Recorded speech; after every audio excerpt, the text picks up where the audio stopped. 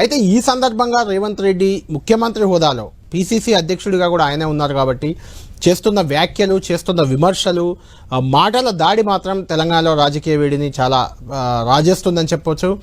ముఖ్యంగా డీకేఆర్ను ఉద్దేశించి ఆయన మాట్లాడిన మాటలు కానీ, సీఎం మాజీ ముఖ్యమంత్రి కేసీఆర్ను ఉద్దేశించి ఆయన చేసిన వ్యాఖ్యలు కానీ కలకలం రేపుతున్నాయి. కేడీని దింపేశాం, మోడీనే దింపేస్తామంటూ మాట్లాడడం, గజ్వేల్ కేడీ, ఢిల్లీ మోడీ ఇద్దరు కలిసి కుట్రలు చేస్తున్నారు, కేసీఆర్ను ఖాళీ చేయడానికి కాంగ్రెస్ పార్టీ ఏం ఖాళీ బాటిల్ కాదంటూ వ్యక్తిగత విమర్శలు, వ్యక్తిగత దాడులు చేయడమే కాదు, తొక్కి కింద పడేసి తొక్కుతామంటూ కూడా ఆయన చేసిన వ్యాఖ్యలపై డీకేఆర్న కూడా చాలా సీరియస్గా రియాక్ట్ అయ్యారు. నిన్న అటు హరీష్ రావు, ఇటు రఘునందన్, డీకేఆర్న ఇలా అందరూ కూడా రేవంత్ రెడ్డి వ్యాఖ్యల పట్ల తీవ్ర స్థాయిలో విరుచుకుపడ్డారు.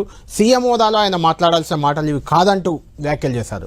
ఇది అసలు ఎందుకు రేవంత్ రెడ్డి ఈ రకమైన మాటల దాడి ఎందుకు పెంచారు? తెలంగాణలో అప్పర్ హ్యాండ్ చూపించుకోవడానికా, లేకుంటే ఇది ఒక మైండ్ గేమ్లో భాగంగా మాటల యుద్ధంతో అభివృద్ధి అంశం కానీ ఇంకేదన్నా కానీ దాన్ని డైవర్ట్ పాలిటిక్స్ ఏమైనా రేవంత్ రెడ్డి చేస్తున్నారా?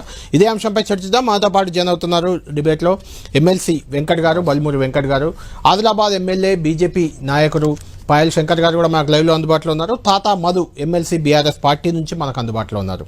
ముందు వెంకట్ గారు, మీకు కొన్ని నిన్న మొన్న రేవంత్ రెడ్డి చేసిన వ్యాఖ్యలు, దానికి బీజేపీ బీఆర్ఎస్ నేతలు ఇచ్చిన కౌంటర్, అవి ఒకసారి అందరం చూద్దాం. తాతా మధు గారు, పాయల్ శంకర్ గారు కూడా వింటారు.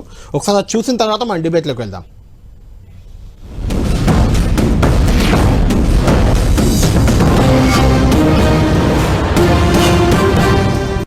రేపు అర్ణమ్మ గెలిస్తే గడిలో ఉన్న వాళ్ళ బంధువులకు మేలైతుంది, పదవులు వచ్చిన ఆమె కుటుంబానికి మేలైతుంది తప్ప పాలమూరికి ఏం న్యాయం జరుగుద్దో మీరు ఒక్కసారి ఆలోచన చెయ్యండి. గతంలో లాగానే ఈ పాలమూరు బిడ్డలు మీ కాళ్ళ కింద చెప్పులుగానో, మీ నెత్తి మీద గొడుగలుగానో, మీ చేతిలో సుర కత్తులుగానో మారి మమ్మల్ని మేము పొడుచుకొని చేస్తే మా శవాల మీద మీరు గద్దెనెక్కాలని కలలుగా అంటుండ్రేమో.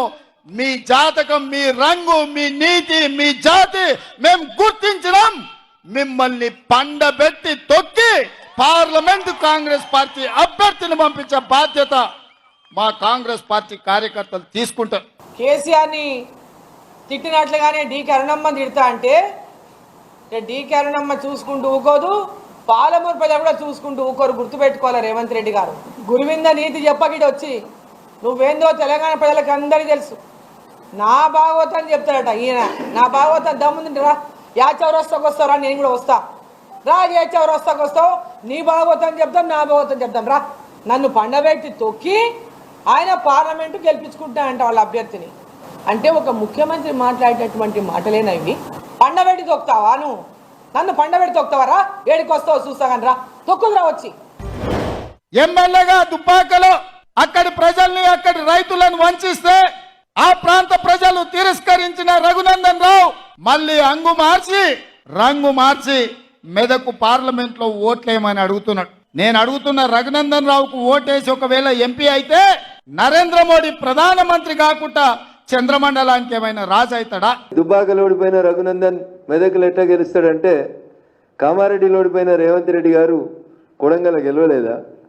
కొడంగల్ ఓడిపోయిన రేవంత్ రెడ్డి గారు మల్కాజిగిరిలో గెలవలేదా? కాబట్టి don't compare one election with other election. దయచేసి నా విజ్ఞప్తి ఏంటంటే, వ్యక్తిగత దూషణలకి పోవడం అనేది సమంజసం కాదు. మీరు అందరి మీద దాడి చేసినట్టు రఘునందన్ మీద దాడి చేస్తా అంటే అస్సలు సాగదు. రఘునందన్ రావు, నేను అడుగుతున్నా, దుబ్బాకలో నువ్వు చెప్పినావు కదా ఎమ్మెల్యేగా గెలిపిస్తే నరేంద్ర మోడీతో కొట్లాడి 1000 కోట్ల రూపాయలు తీసుకొచ్చి దుబ్బాకను అభివృద్ధి చేస్తాను కదా. మేమందరం దుబ్బాకకు బస్సులు వేసుకొని వస్తాం. నువ్వు తెచ్చిన నిధులేందో, నరేంద్ర మోడీ ఇచ్చిన పరిశ్రమలేందో దుబ్బాకలో నాకు చూపించమని నేను అడుగుతున్నా.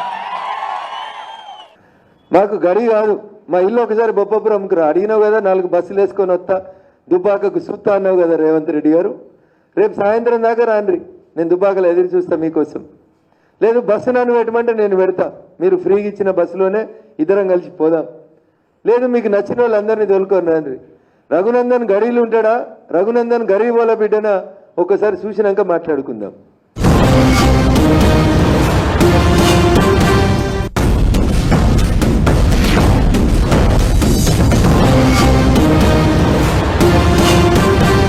నేను చెప్పిన దూలం లెక్క పెరిగితే సరిపోదు, దూడకున్న బుద్ధి అన్న ఉండాలి. హరీష్ రావు అయ్య పేరో మామ పేరో చెప్పి కుర్చీలో కూర్చున్నాం అనుకుంటున్నావా బిడ్డ? నీలాకటోళ్ళని తొక్కుకుంట ఇక్కడికి వచ్చినాం. 10 ఏళ్ళు ఇక్కడనే ఉంటాం. ఎవడొస్తాడో, నువ్వు వస్తాడో, నీ మామ వస్తాడో, నీ బామ్మార్ది వస్తాడో, వాళ్ళని పుట్టించిన అయ్యొస్తాడో ఎవడొస్తాడో రాండి బిడ్డ, పండబెట్టి తొక్కకపోతే చూస్తాం. ప్రతి మీటింగ్ లా నన్ను పట్టుకొని దూలమూల పెరిగినావు, ఇట్లా పెరిగినావు, అట్లా పెరిగినావు, అడ్డమైన మాటలు మాట్లాడుతున్నావు. నాకు కూడా అనొచ్చు కదా అనాలంటే. భూమికి జానడైతే ఉన్నావు, నీకు ఆవకాయంత మెదడు లేదని అనాలంటే నాకు అనరాదా?